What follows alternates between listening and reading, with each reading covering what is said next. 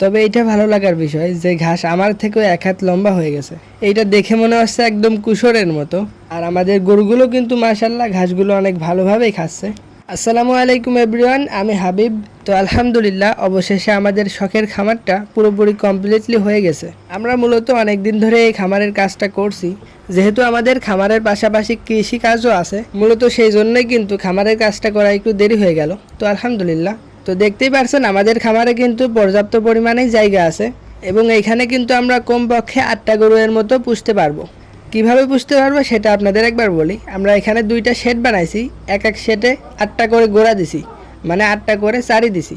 আমরা যেহেতু খামারের 2টা শেড বানাইছি, মানে 2টা থাক বানাইছি, এক সাইডে 4টা করে গরু রাখবো। তো আলহামদুলিল্লাহ আমাদের খামারে মোট এখন 4টা গরু আছে।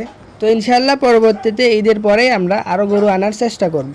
আমাদের খামারে মূলত যেই গরুগুলো আছে তার মধ্যে থেকে কিছু গরু আছে ফিজিয়াম জাতের, আর কিছু গরু আছে ফিজিয়ামের যেই করস বলে ওইটা আছে। তো আমার মূলত শখ হচ্ছে যে শাহিওয়াল জাতের যেই গরুগুলো ওইগুলো পোষার, কিন্তু আমরা যে অঞ্চলে থাকি আশেপাশে আমরা বিভিন্ন হাটে ঘুরেছি, কিন্তু ওই বাছুরগুলো বা ওই গরুগুলো কিন্তু আমরা পাইনি।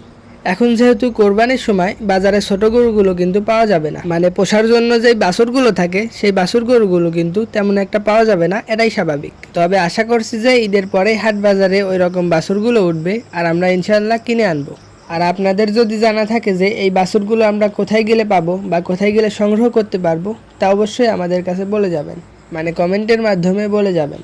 আর আমরা যেহেতু গরুর খামারটি নতুন করছি সেই হিসাবে কিন্তু আমরা একটা প্রস্তুতি আলহামদুলিল্লাহ অনেক ভালোভাবে নিয়েছি। তবে সেটা বলার আগে দেখেন যে আমাদের মাঠের অবস্থা কি সুন্দর মাশাআল্লাহ, আর আকাশেও কিন্তু প্রচণ্ড মেঘ, ইনশাল্লাহ কিছুক্ষণের মধ্যে বৃষ্টি হয়ে যাবে।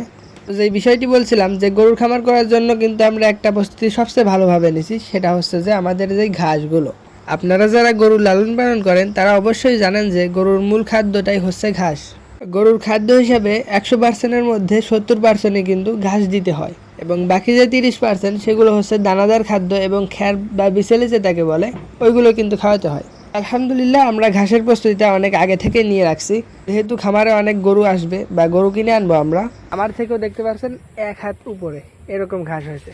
তো এই ঘাসগুলো কিন্তু আমরা এখন কাটতেছি না, যেহেতু আমাদের ঘাস কাটা মেশিন নেই। তো আমরা সিদ্ধান্ত নিয়েছি ইনশাল্লাহ ঈদের পরেই ঘাস কাটার মেশিনটা আনবো। তো তখন থেকে এই ঘাসগুলো কাটা শুরু করব। ততদিন ঘাসগুলো আরও বড় হয়ে যাবে, সেখনই কাটার চেষ্টা করব। এছাড়াও আমাদের ওই কোনায় সাইডে যে ঘাসগুলো আছে ওইগুলো কিন্তু আমরা এখন কেটে খাওয়াচ্ছি গরুকে। ওই ঘাসগুলো একটু ছোট আছে, যা আমাদের যে বটি আছে ওইটাতে কাটা অনেক সুবিধা হয়। তো এই ঘাসগুলো কিন্তু আমরা কিছুদিন আগেই লাগাইছিলাম। তো দেখতে পাচ্ছেন মাশাআল্লাহ ঘাসগুলো কিন্তু এখন আস্তে আস্তে বড় হচ্ছে।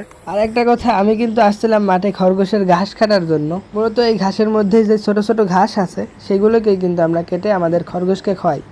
আজকের ভিডিওটা মূলত এই পর্যন্তই ছিল। সবাই আমাদের জন্য দোয়া করবেন, আল্লাহ তাআলা যেন আমাদের খামারে বা ব্যবসায় বারাকা দান করেন। তো আসসালামু আলাইকুম ওয়া রাহমাতুল্লাহ।